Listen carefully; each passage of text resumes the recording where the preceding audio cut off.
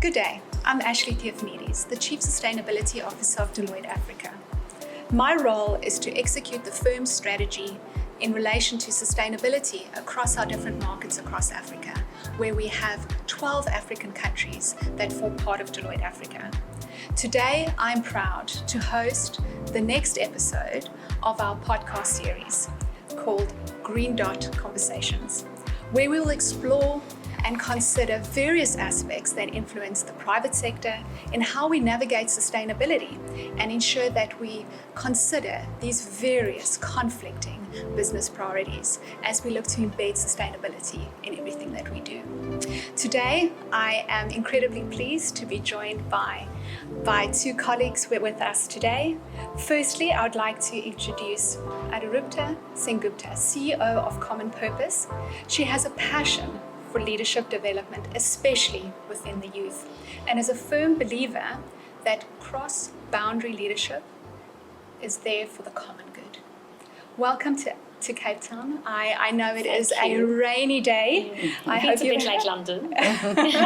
So you're feeling very much at home. Very much at home. Could you introduce yourself and just tell us a little bit about the work that you're doing? Sure. Thank you so much, Ashleigh, and a huge thank you to Deloitte for inviting me to this podcast. Very excited to be here for the Earthshot Week, and I know you all are supporting that too, so thank you very much for that. So I'm Adirupa Sengupta. I'm the Group CEO for Common Purpose. So we're a global, international, not-for-profit. Started in the UK 35 years ago, but we have a presence in very exciting parts of the world, including the African continent. We work a lot, our work is around leadership development. It's about how do you get people, leaders from very different backgrounds and experiences, get them to come together and truly embrace difference. And that's why when you mention cross-boundary leadership, that's the space that we're very proud of and we own. And really excited to have a conversation with yourselves about how can you apply some of those principles into the world of sustainability and environmental solutions. So thank you again for having me. Thank you for joining us. And our next guest, who is an impact and ESG investor, Tokunboh Ishmael, Earthshot Trustee, as well as the Managing Director of Alitheia. Tokunboh has a passion for driving sustainable growth by empowering women and promoting inclusivity. Tokunboh, could you tell us a little bit more about yourself and the work that you're doing? Yes, thank you, Ashleigh, and it's such a delight to be here today discussing such an important and topical topic. And as an Earthshot Trustee, I'm looking forward to this week in Cape Town. So I founded Alitheia Capital nearly 20 years ago on the basis that I didn't want to just invest for money, making wealthy people wealthier, but to seek out how we could invest for, yes, financial returns, but also social development returns. And so right from the very beginning at Alitheia Capital, we've sought to see how we can drive for access to essential goods and services for common folk in Africa so that they can reach their full potential. So that includes finance, health, education, etc., and energy. And so at Alitheia Capital, when we look at the SDG goals, we look at them as something that we want to achieve to help Africa reach its full potential and also help to create jobs and generate wealth. So I'm glad to be here to be speaking about that, and I shall speak some more about that, but really excited to discuss this topic because for us, we've always seen it as it is possible to do both, to create wealth, to invest well and do good. And so that's what we're here to do. Thank you. Thank you. Well, I mean, as we said, that it is Earthshot Week. It's about to kick off. Absolutely. And we definitely see how Earthshot brings together the ability of the private sector, creating a movement and really looking at investing in innovative ideas and solutions that will help accelerate and drive a strong focus on sustainability initiatives. Absolutely. Could you share your thoughts in terms of what you're looking forward to in seeing this week? Oh, I mean, there's so much. And, this this is the 4th award season with the Earthshot Prize. And I always say the prize, which is £1 million for each of the 5 winners, is just the tip of the iceberg. Because really we're looking at how we catalyze innovation, how we support those innovations to scale, how we develop the leaders, the entrepreneurs that are working on these innovations. And it really excites me and gives me confidence for the future when we see the volume of applicants that come in to apply, because you see the winners at the end, but there's so many that are working across the globe, and particularly here in Africa. I'm excited with the African youth leaders that we've brought together, the African winners that are part of the prize, that are not just doing this in the sense of, how can we have innovations, but are really improving lives and livelihoods. And that's really important for us here in Africa. So when you ask me, what am I most excited about? Well, I'm so excited that it's here finally on the continent, because it moves around the world. Yeah. But also to showcase, ordinary innovation, complex innovation that is indeed addressing the climate actions that we need to address in the climate change, but really improving lives and livelihoods. And on the continent is where we see a lot of the damage and the ravaging to people's lives. And we talk about the extreme weather conditions, how that impacts on farmers. And I mean, the agricultural sector on the continent is the largest employer. So it really has broad implications and devastation. So we really need to take actions fast. And within that, women are the ones who suffer most from these climate issues. And so, as you said, I'm passionate about women empowerment through finance and the ability to create jobs and wealth. And I really am passionate about inclusivity and addressing those intractable challenges on the continent. Health is a huge aspect of what climate change is doing on the continent, and how we can address health challenges through some of these innovations, and really inclusivity. So it's a shared prosperity story, it's a climate change story. It's just exciting for us at the moment. Thank you for sharing that. I mean, these sound like African solutions, Yes. developed, thought up, created by Africans to address African issues as part of our transition on the continent. That's exactly true. And I'll just say one more point, that with the Earthshot platform, because we are convening innovations globally, there's also the opportunity to share knowledge, to learn. And when we talk about scalability, it isn't just about the scalability of one solution in one place.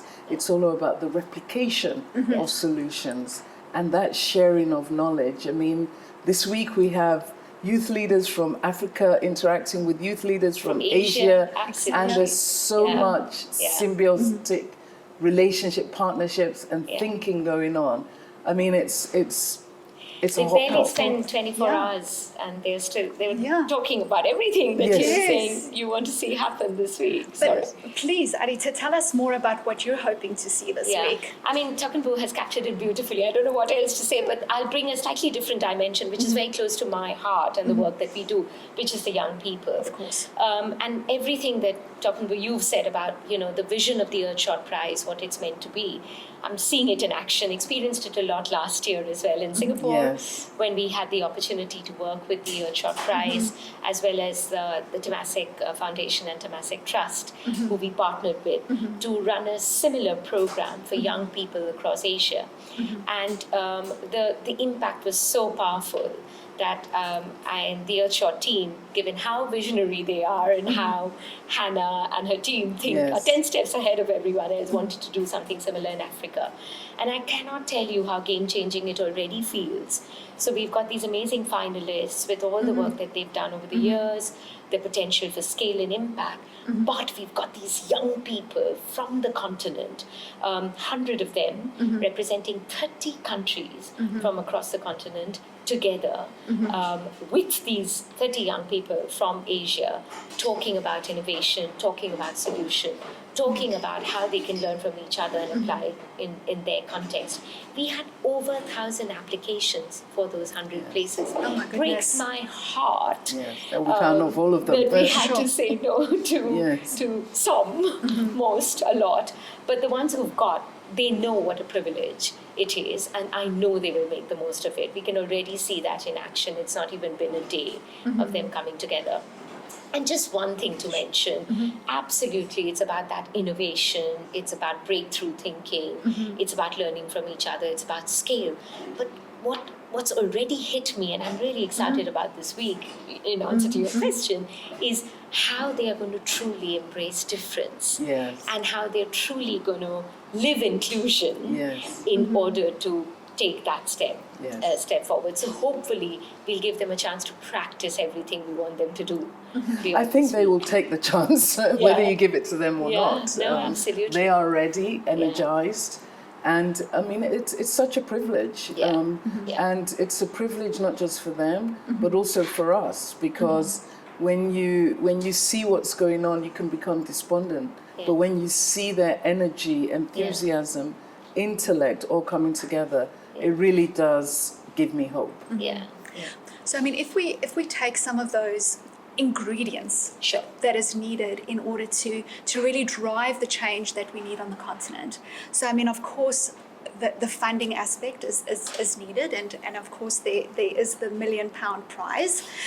There is the ability to invest in them from a leadership perspective, but also I would imagine that this is a great opportunity for these innovators to build networks and to really find a way in which to identify how throughout the value chain or shared value creation that they are able to bring these different elements together. And that's personally what I'm also looking forward in terms of this week, is being able to collaborate with other organizations like yourselves who believe that this is needed in order for us to change our trajectory. Absolutely. You know, actually at the Earthshot Prize, one of the things that sort of has come out of the platform and the program, when we ask the finalists, not just the winners, like what's most important to you, one of the things they talk about is their collaboration. Absolutely. As an entrepreneur and innovator, it can be a lonely journey. Yes. And being able to share the experience with other innovators, founders, share stories, exchange solutions, co-create, and some of them have even spoken about how can we facilitate that collaboration for them to work together to scale faster in working together. And so really it's something that, you know, when the prize was first created by Prince William, it was really about the prize, and it's gone beyond that. And they are taking that system exactly. Absolutely. And if we reflect on the system, and in particular about broad sustainability elements, so we know we have the UN SDGs, and unfortunately September 2023 marked the halfway point to 2030, and when looking at the trajectory, unfortunately at a global level, we're only looking to potentially get to 15% of our target. Then when we look at Africa, It's even less. it's closer to 6%. So, I mean, a significant change is needed in order to drive the outcomes that we need, in order to ensure that we bring these different elements together to ensure that there is a sustainable way in which we drive growth and prosperity across our different markets, as well as bringing that interconnectedness of network system thinking and helping these innovators. I mean, we've done a lot of work on the continent in order to support entrepreneurs, and what we've seen is they need a community. And I think the Earthshot Prize, as well as the different work that's being done by the different partners, really creates an opportunity and a platform in order to accelerate these different elements. Absolutely, yeah. Absolutely, Yeah. absolutely. And I think, as Tokunboh said, that realization that it can be quite a lonely experience, and therefore the need to kind of reach out and make the connections.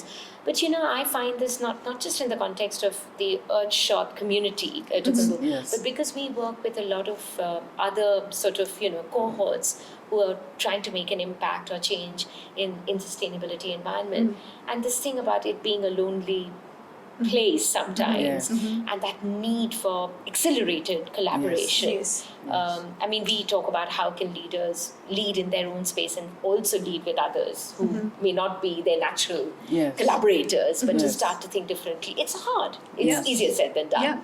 And we know there are challenges, but that seems to be the big, the real game-changing way of looking at it.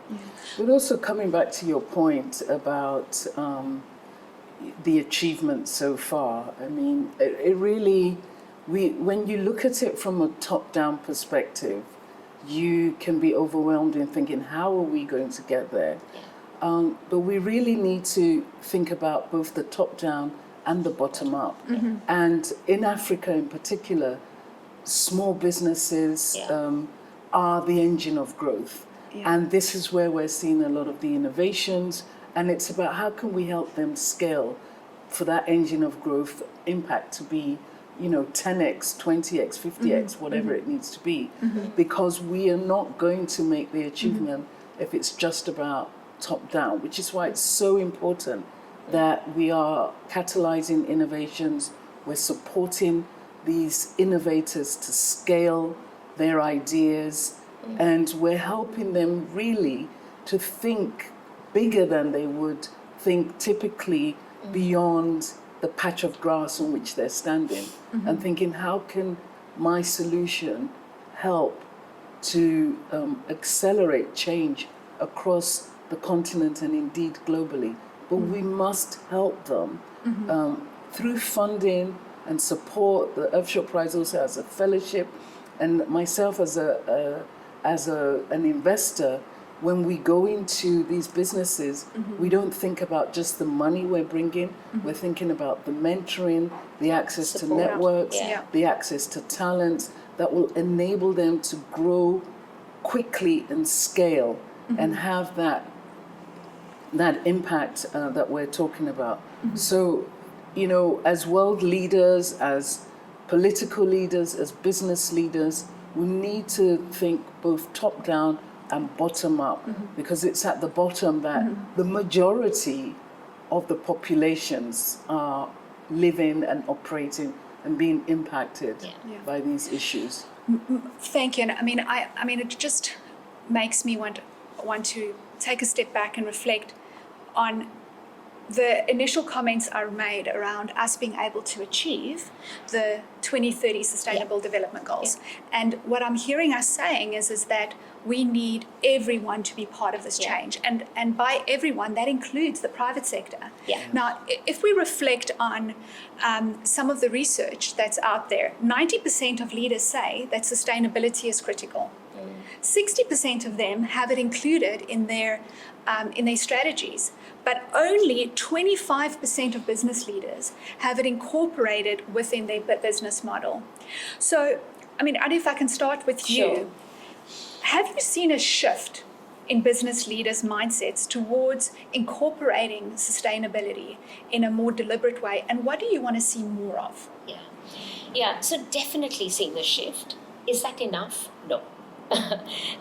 Starting to see change, yes. Is that enough? No. I think, let me give you a couple of examples of where I'm seeing the shift. So we have the privilege of working with we work cross sectors. So we work with business, we work with government, we work with the not-for-profit sector. And not being from the sector ourselves, sometimes you can see things a lot more dispassionately and see where the challenges are. I think this shift that I'm seeing is, often sustainability would be more like a bolt-on earlier, the conversation, the approach, etc. Whereas the shift I'm starting to see is the desire to make it more bloodstream. So it's not sitting separately, siloed or as vertical, but to make it a lot more integrated with everything else. Desire, shift, yes. Actually, practically, not as much as we need to see. And that's where the acceleration needs to happen. Because I think, let's not even talk about time as a factor in all of this, because I think we know where we are on that spectrum. It's going back to this thing about the next generation. Next generation are coming into work in the private sector with slightly different motivation and desire than what the previous generations have been.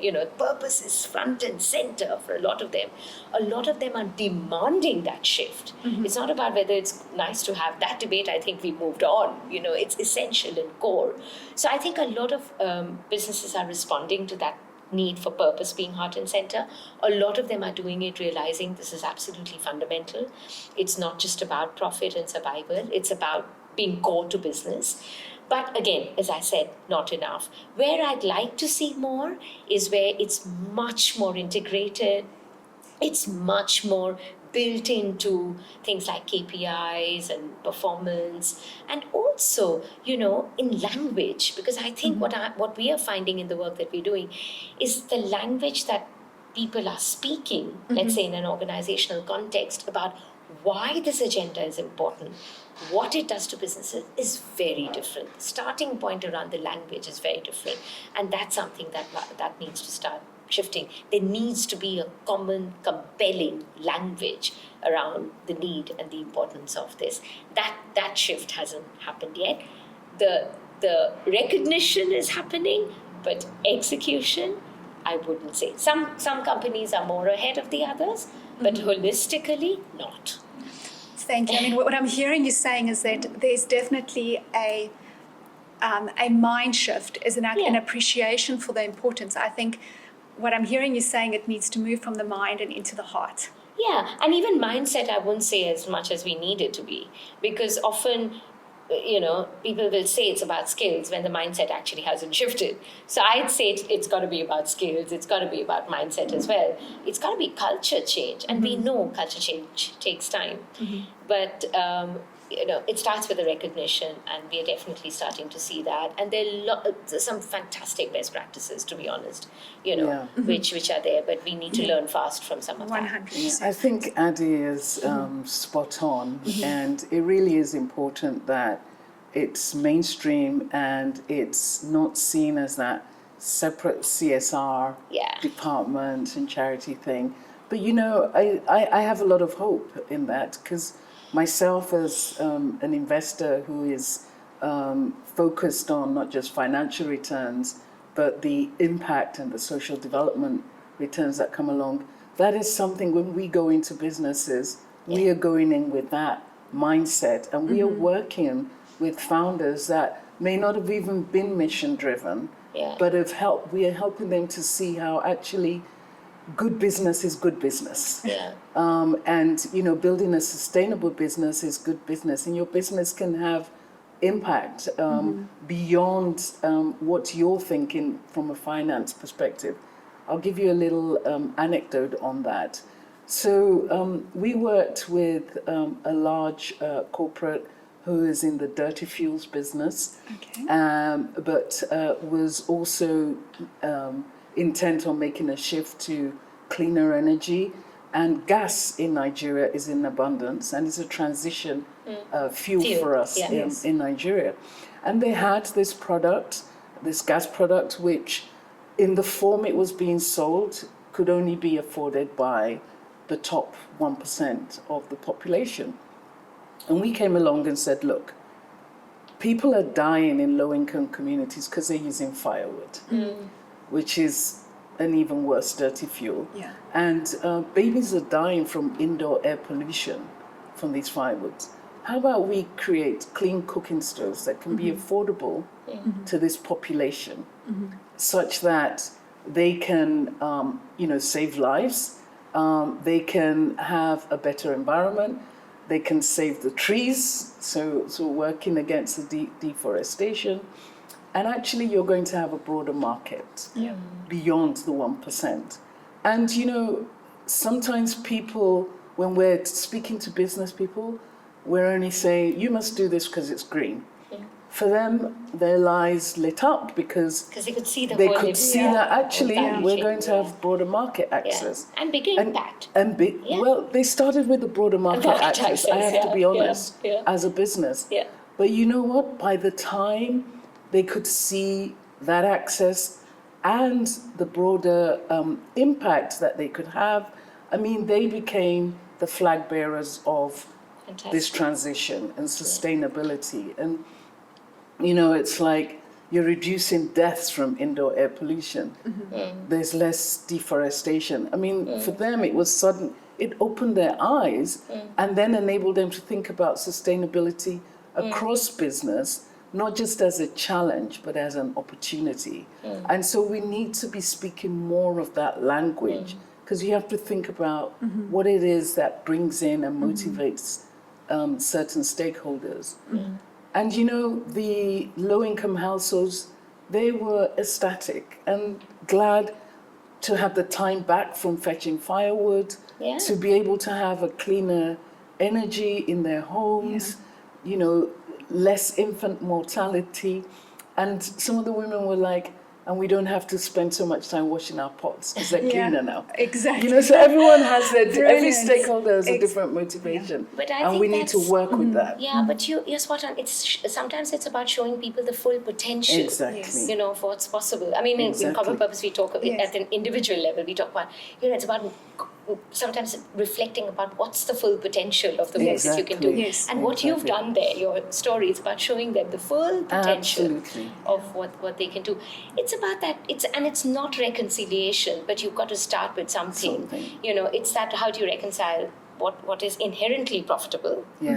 Enterprise, but also you've got purpose. Somewhere very strongly built in to that. And what I'm hearing is that there is a real opportunity to drive purpose initiatives and purpose solutions that increases profitability as well as brand recognition and reputation. Absolutely. Which is absolutely critical for any organization. I mean, at the end of the day, businesses exist to serve society. And if society is being compromised due to poor health conditions and the likes, linking to environmental change and other challenges, it just results in a environment where society is in poor health, which results in a lower level of productivity, which means that it has economic downturn potential, which is again a vicious circle. So where we start creating opportunities to bring real mindful, innovative, collaborative, networked approaches to sustainability, it can actually result in profits. And that's what will make it sustainable. Yeah, exactly. And I think that's why your story, what you just shared, is so compelling, because we need business. I mean, this is a not-for-profit sector person talking. We need business has to make money. You know, otherwise how is the whole system going to continue? But I think when you do it in the way that you described, where it's not at the cost of something which we know down the line is not sustainable, but it's putting the purpose at the heart of it and doing it that way. And I think that's nothing can be more compelling than that. My wish is that every single business leader stops and reflects and considers what they do on a daily basis and asks themselves, what can I do more? What can I do in order to enhance the Sustainable Development Goals, either in a small component of the stakeholders' ideal, or at a national scale, or at a broader African scale, or even at a global scale? Because I think even by taking a second and thinking about that massive change and that movement that we need in order to ensure that we do change the poor trajectory that we have around the current UN Sustainable Development Goals will hopefully change. And we need, the language needs to change from, and mindset from thinking that these SDG goals, the Sustainable Development Goals, are something we need to get over as a challenge. We need to begin to look at it as an opportunity, opportunity with people at the center of it, opportunity to have a more sustainable planet, and a business opportunity. So when you talk about business leaders, putting it at the heart, it really is about not just saying, how is this a risk mitigant, but really, how is this an opportunity? Accelerator. Yes. We just made something up. There you go.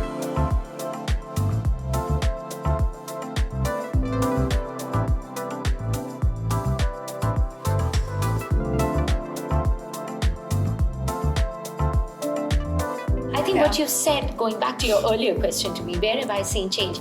Exactly there. Yes. Where you've got someone with that vision to reframe the narrative, to see it in many different ways as an opportunity, but not as something you're just kind of needing to tick the box because you're seen to be doing something that some people sitting somewhere in the world have said is a good idea. Absolutely. Yeah. I mean, if we reflect on Africa and taking into account the African Continental Free Trade Agreement and the way in which Africans are coming together in order to create a larger trade area, and Adi, considering the work that you're doing in cross-border leadership, can you give us a view in terms of how you think some of these initiatives may actually support our broader sustainability initiatives? Yeah, it feels like you've been a fly on the wall in our conversation last evening, because we were very fortunate. We had the kickoff evening for the youth Earthshot Youth Leadership Program, and we had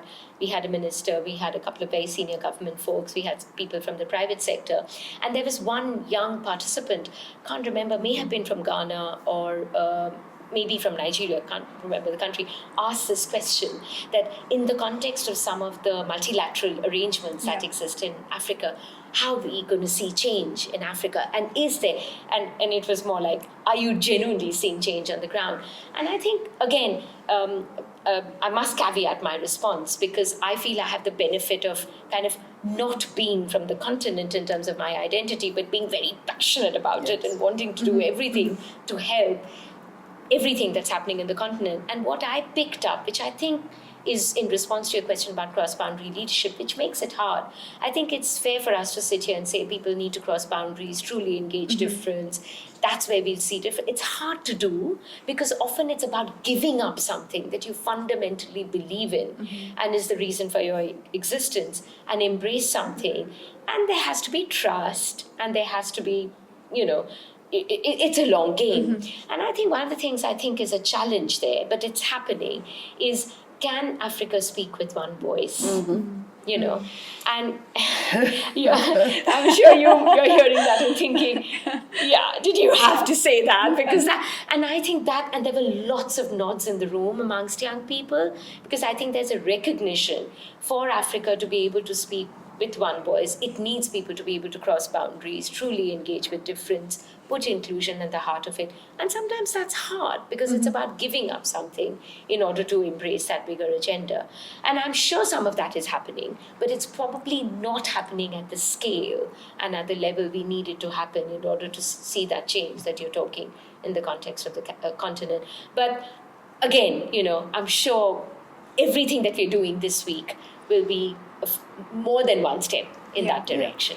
I mean, it's a huge leap in that direction. There are 54 countries, depending on what side of the political spectrum you sit, in the continent, which means a lot of languages, a lot of regulation, not all common. And so crossing borders, I mean, something simple as a Nigerian come to South Africa, getting a visa is an issue, right? For many, yes. We've had some people who can't come, right?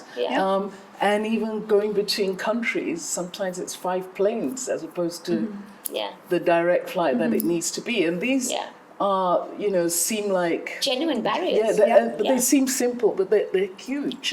And so before you can even begin to collaborate, you have to leap over that. The good thing is that technology, digital connectivity is helping in some of those areas where you can have the obviously movement of ideas, movement of money, and you can have conversations happening. So that's great. And I think with Earthshot Prize bringing all these youth leaders together in one place and giving them that opportunity to collaborate, well, that sparks something. And we're hoping to see more of that collaboration in spite of the geographical boundaries and hurdles that need to be scaled. And like I said earlier, whether or not you give the youth this opportunity, they're going to take it. You've connected them, you've sparked something, they will run with it, and that's what gives me hope. Yeah, but also what you just said, some of them have actually traveled to South Africa for the first time from different parts of the continent, and what it's taken for them to come here, they've realized actually it's not easy. Yes, what you've just described, it's not easy. It's not easy. And some of the barriers are so real that we need patience. It's a long game, but equally, when you know what they are, you can start thinking about it at a grassroots level. Which is why, as an African, I'm pleased that the African Free Continental Trade Agreement is in place. We need the leaders to accelerate on that, and perhaps the youth can push more on that agenda to hold leaders accountable to enable the execution. Because if it's not executed, it's just going to be another idea on paper that In went fact, one of the nowhere. participants said that to the senior leader, said, I hope you will listen to what we have to say about framing the future and take that voice back. Exactly. So, It's critical. I mean, just touching again on the health elements, the ability to produce medication on the continent is really a mechanism to increase access. But given the lack of harmonization at a policy level and at a medical regulation level, it does mean that it becomes a little bit more complex. Yes. So all these different elements coming together will hopefully result in a situation where we are able to take the assets that are on the continent, our people, our natural resources, and find ways in order to ensure that benefication happens for Africans, to the benefit of Africans, and that we have a seat at the table as we transition to greener technologies. By Africans. By Africans, 100%. Love that, by the way. So, I mean, sorry, I just come in on that. It was really interesting because we've got a cohort from Asia who are not all from, let's say, Singapore or big countries. They're also from some of the smaller countries in ASEAN. And the similar conversation is happening there. Fantastic. So there's a lot of learning about how do you get that seat at the table, and when do you get that seat at the table, how do you make sure representation happens, which is exactly the conversation that I think will happen in the context of Africa. But again, that point about learning from the other parts of the world. So important. Yeah. And I mean, if we consider what needs to happen, we of course know that things cost money. Funding is a key requirement in order to support the transition. But also, when considering this, Africa, from a green bond perspective, I think we only have 0.3% of green bonds in value.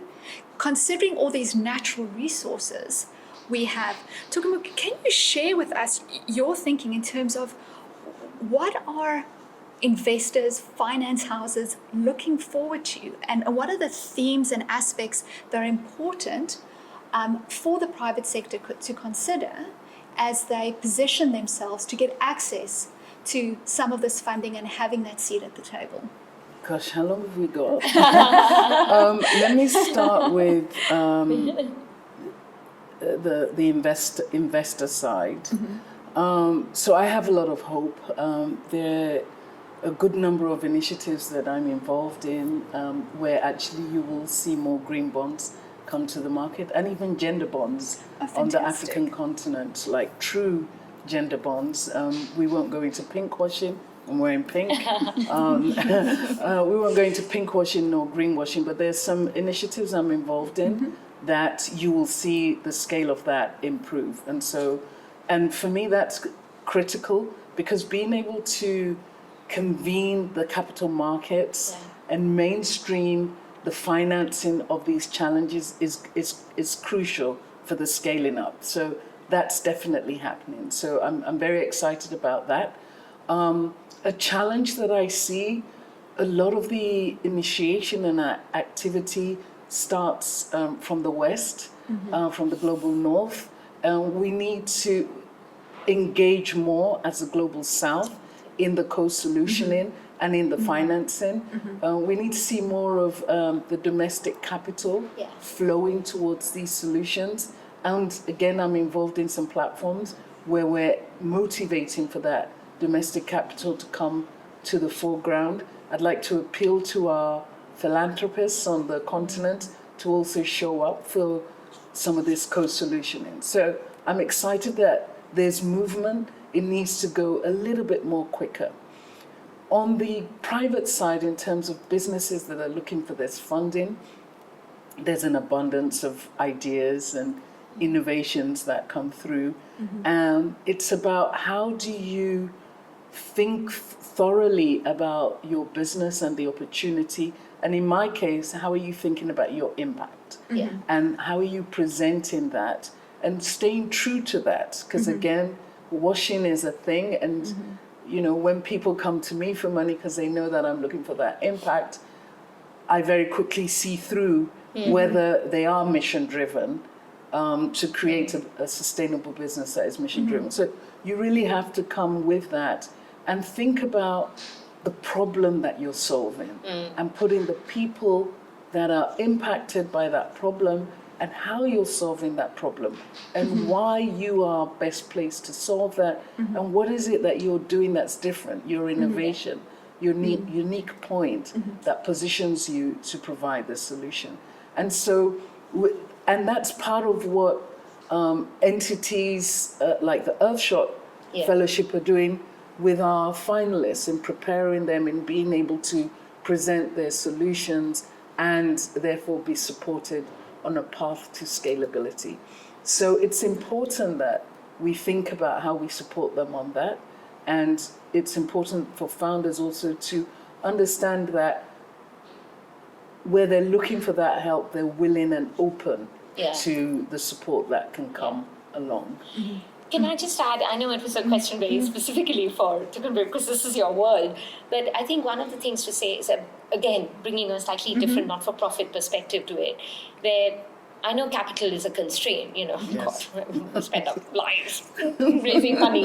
But I think sometimes it's not about just the finance capital. Yes, absolutely. You know, it's about, I mean, in Common Purpose, we talk a lot about finance capital, which we need, not just to survive, but to grow.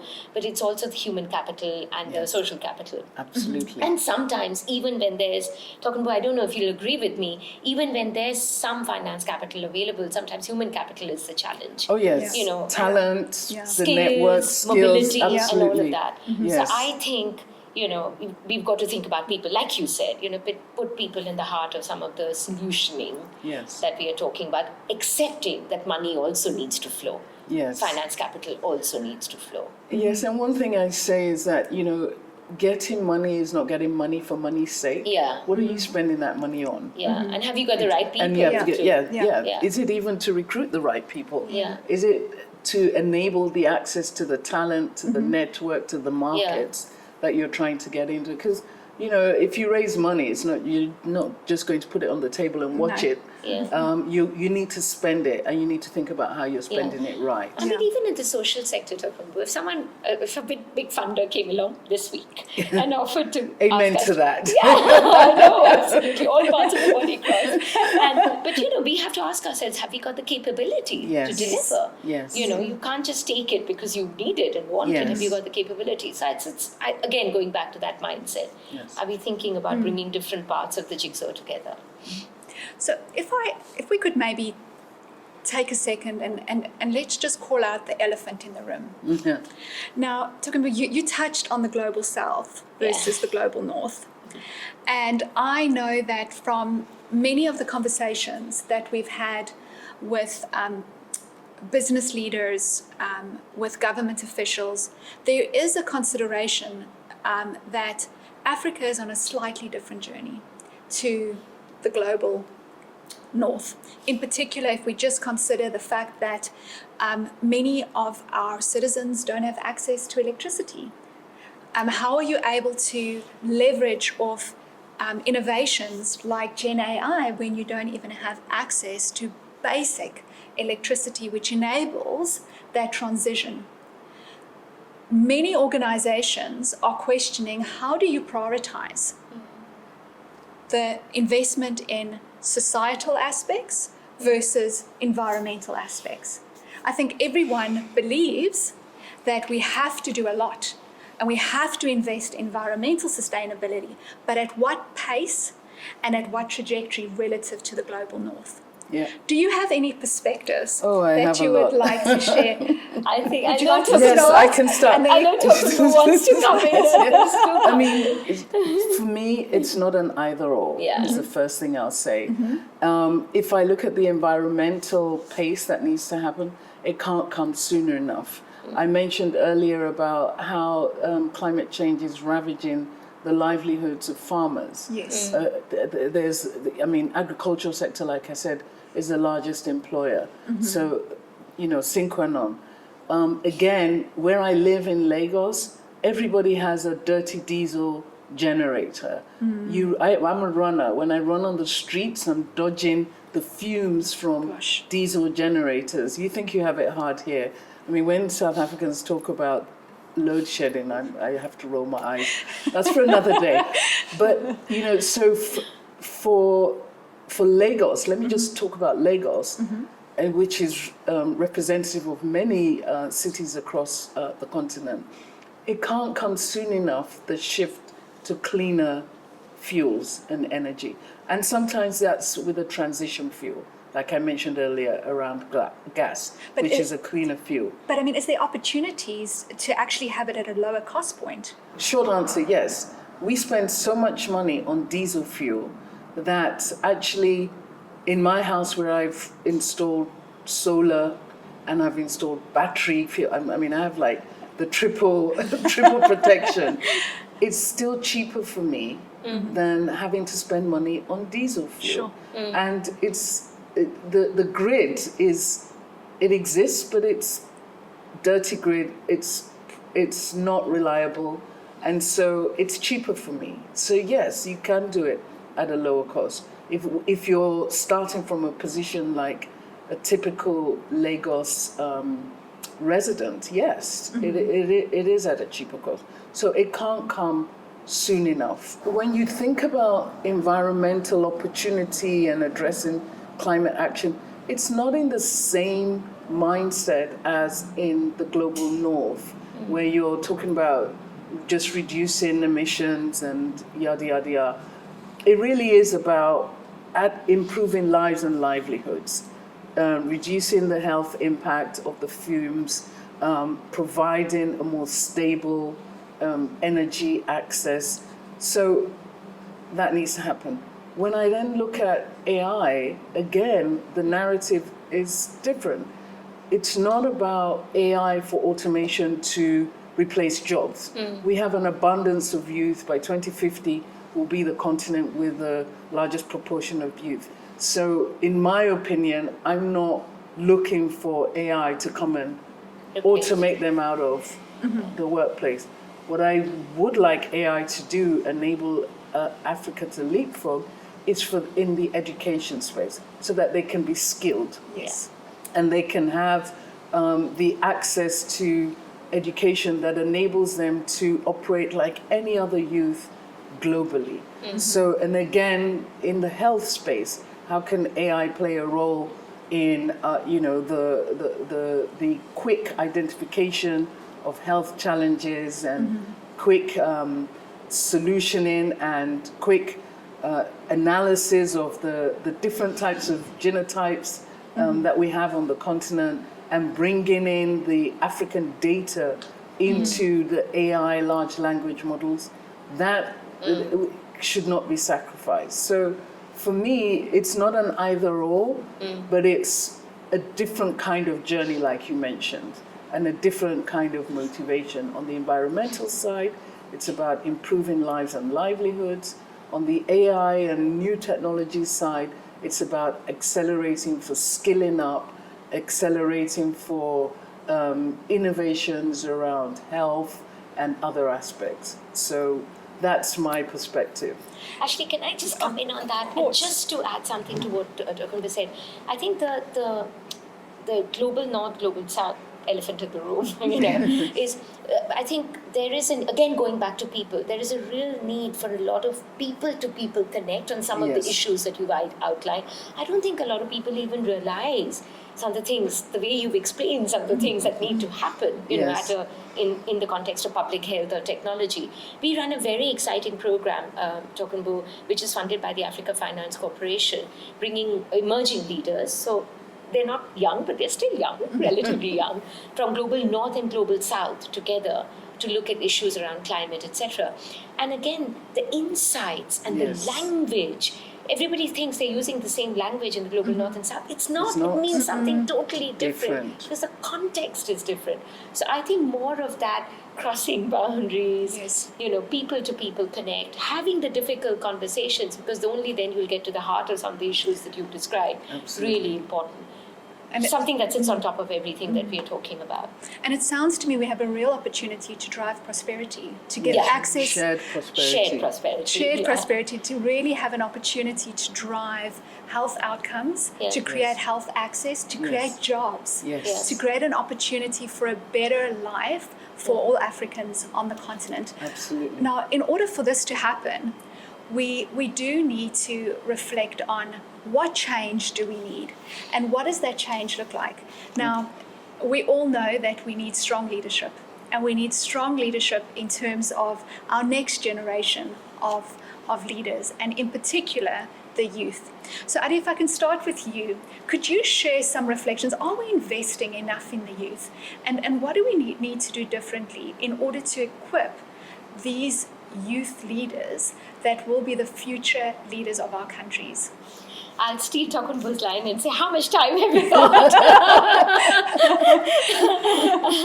The short answer, and it's a difficult one, because I think I never see this is work in progress. Look, we are, and I'm so glad what we're doing this week. And I said thanks to Earthshot, everybody involved in Earthshot, the team, the trustees, everybody supporting it. What we're doing this week is really important. Is it on its own going to transform everything? No, but my God, it's going to be so powerful. And I think giving people opportunities, giving young people opportunities more, and staying close to them, finding ways of staying close to them, so that some of the support that you talked about that you're giving to some of the fellows, etc., we can do more to some of the young people.